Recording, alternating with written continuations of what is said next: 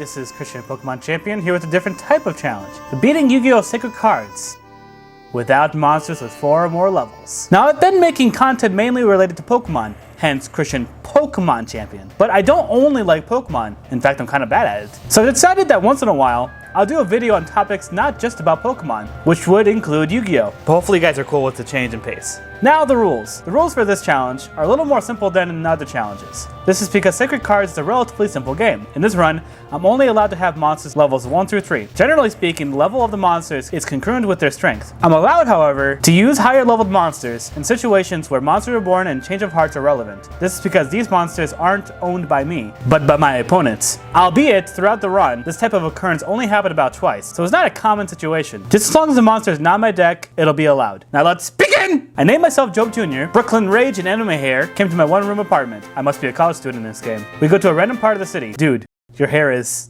amazing! So now Kaiba introduces the rules of the game. In this game, instead of gym badges, one needs to accumulate locator cards. But before we can begin the tournament, we apparently have to talk to everybody. Wait, what am I supposed to do then?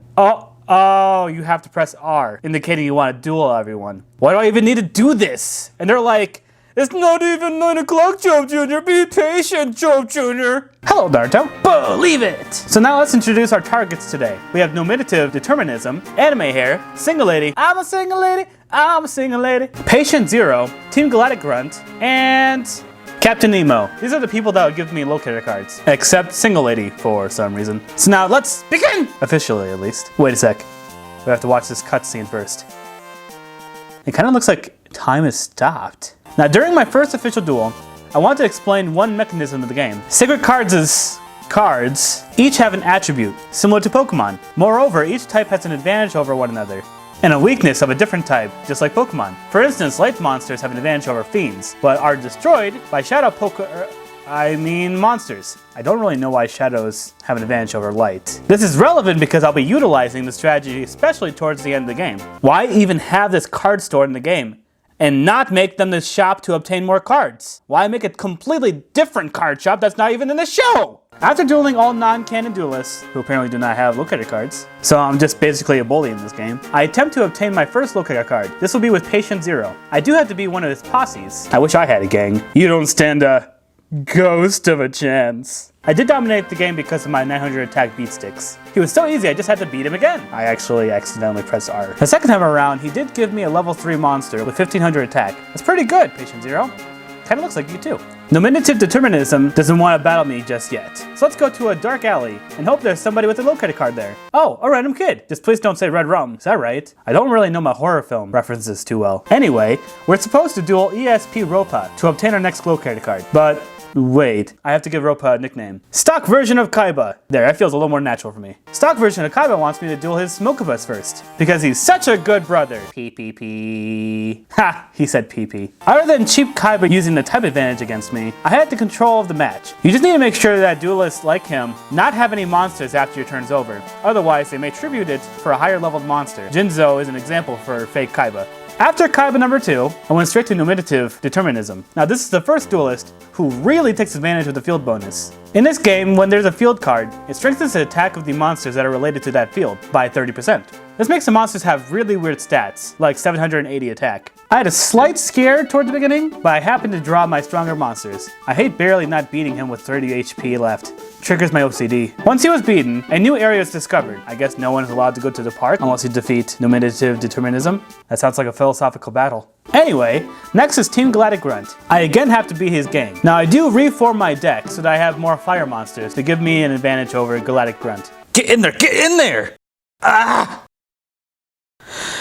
I love how Man-Eater Bug has no effect in this game. It turned out I didn't really need to alter my deck because I won without the fire cards. After beating Beetlejuice, the strange guy shows up in the graveyard. I guess Patient Zero got evicted. This guy's basically the introduction to the game's Team Grunts. This particular grunt likes to use high defensive Pokemon, and their win condition is Exodia. Good thing I had the exact monster to destroy his defense. Thanks to that, I was able to win. That was really weird. So now that the ghoul duelists have come, we pretty much have to forget about the locator cards until the plot allows us. So now we have to fight the Phantom of the Opera. Overall, since my deck is good in this field zone, my cards are strong enough to take this guy down. Saved your life! Now the main antagonist appears by possessing my opponent. This use up fool! I think I'll dispose of him. Dead. Dang, dog, I did not sign up for this. Also, the main antagonist sounds like Nappa from Dragon Ball Z Abridged. Soon the next area of the city appears. Let me through, let me through. Hi, I have a big eye on my face. This next main grunt starts off with monsters stronger than 900 attack, which 900 attack is about the best I got. But fortunately, I had an electric Pokemon, and my witch lady gets to 1200 attack with their ability. At this point of the game, it is also smart to have light monsters, since a lot of these grunts have fiends. Dead. Wow, that guy just fainted. I should probably call an ambulance. So it is at this point of the game where having 900 attack monsters aren't going to cut it, especially if my opponents have like 1300 attack. So I have to really start utilizing the attribute system and add more traps. I even lost to this lady a couple of times before I won. What do I have to do? Oh, I forgot this person. So now we can finally duel Captain Nemo. It takes a couple of attempts, but then I had the idea of changing the terrain with another field card, which weakened his monsters and strengthened mine, which gave me the win and my last locator card. Well, you really know how to empty a room, don't you? Keith! Darn it, change your name. That's not scary. Boris, try that. Oh, watch out for Keith. I know I've already done that joke, but this is just too perfect. Ah! Anime hair is chasing me. Help! I got captured. Do I have to? So now it's the next two grunts. That'll now give me a locator card. Here, we get to choose which of these two I will duel. Guys, those masks are not covering your faces. Now, these guys were actually tough. They were the toughest duelists of this challenge. But after several attempts, and thanks to Patient Zero's card, I had just enough manpower. I'm a girl. I mean, people power to win. I'm not a person. I'm a zombie. Fine, I had enough monster power to win. Dead. Yugi? Shouldn't we call 911? No. Let them be found by the janitor. Dude, Yugi, you're weird. Now, Joey got captured. Now I have to save him. Plot twist! I'm capturing you. You can tell I'm very good at voice acting. This story is just riveting. Yugi, I'll save him. Wait. I don't know how to swim! That's okay, Yugi apparently saved himself. So now that I and Yugi both almost died, let's play a card game with Joey. I almost lost, but thanks to my destruction spell cards, I managed to win. I have been waiting for you. Girl, you don't even know who I am! Exposition, more exposition. Kaiba, when did you get here? I destroyed him in a duel, and next are the finals. Fine, Oli.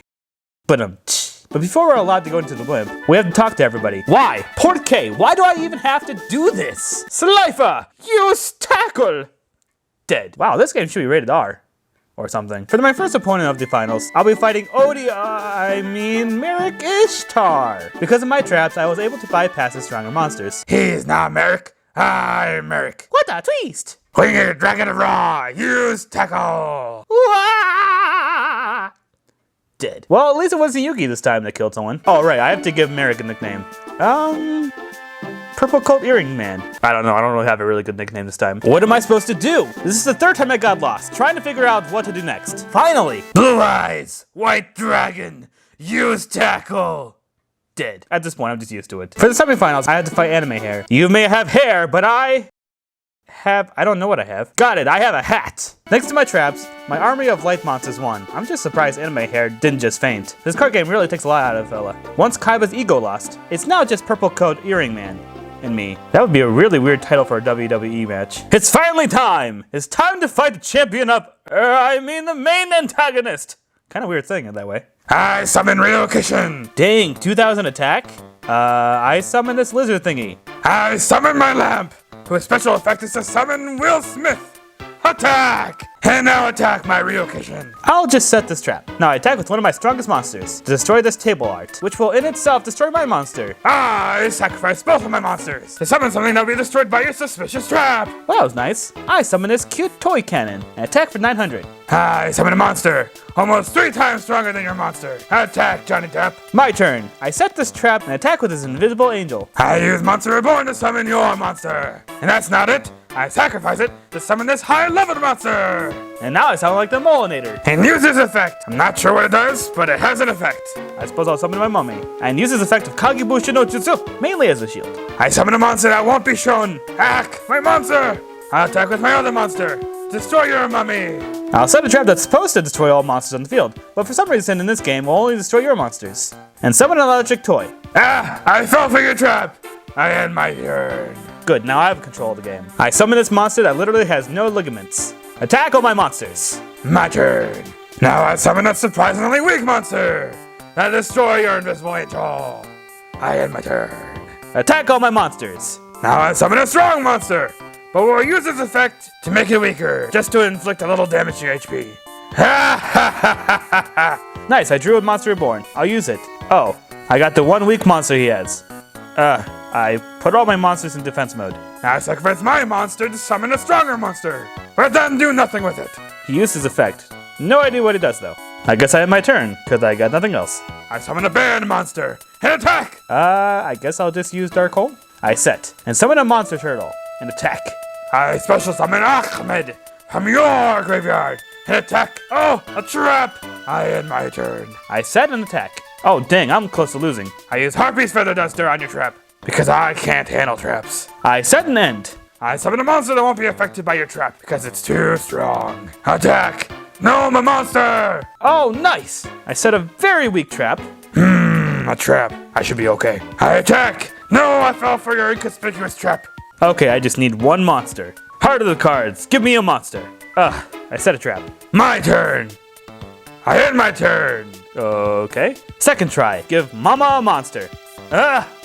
Set. I fell for your trap. We get the joke. My turn. Yes, I got exactly what I need this time. I summon an attack. My turn. I end my turn. I summon a star and attack with it. Even though it's sufficient to win with just this mask thingy. Dead. Now that I've defeated Purple Coat Earring Man, hopefully he's breathing, I've become the champion. And that's it. Thanks for watching. I know this is not the usual length of a video or a game, but this challenge happened to be a little easier than expected. Next challenge video, I'll definitely be playing Pokemon again. But if you like the change in pace, please let me know. If you like my content, please subscribe to my channel, and don't forget to click on that bell looking thingy so that you won't miss anything. I don't post a lot, so don't miss out. Lastly, and most importantly, let me know of any prayers that you have. With that, it's time to